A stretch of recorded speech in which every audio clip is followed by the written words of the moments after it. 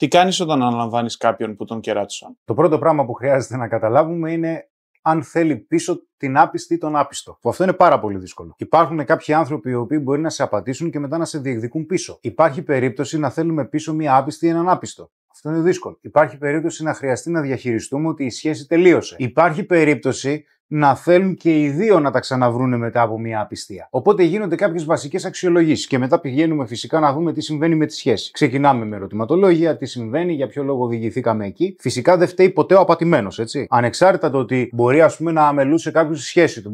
Αυτό δεν δικαιολογεί την πράξη. Άμα σου πει κάποιο ότι κάτι δεν πηγαίνει, κάτι δεν πάει, δεν μπορεί να λειτουργήσει άλλο. Λες ότι τίποτα δεν δικαιολογεί ότι ο άλλος τον απάτησε. Η απιστία δεν δικαιολογεί. Ναι. Ξέρουμε για ποιο λόγο μπορεί να έγινε. Υπάρχει συναισθηματική απομάκρυνση. Για παράδειγμα, έχουμε δύο τύπους ζευγαριών οι οποίες πηγαίνουν για χωρισμό. Το ένα είναι που έχει χάσει τελείως τη ζωτικότητά του, δηλαδή είμαστε δύο ξένοι. Το άλλο είναι είμαστε δύο εχθροί. Εκεί ξέρουμε ότι κατά πάσα πιθανότητα πηγαίνουμε προς χωρισμό. Δηλαδή, αν εγώ είμαι χάλια σύντροφος, δεν κάνω τίποτα για την άλλη, δεν εμφανίζομαι πουθενά να τη βοηθήσω κτλ. Πάλι δεν δικαιολογείται.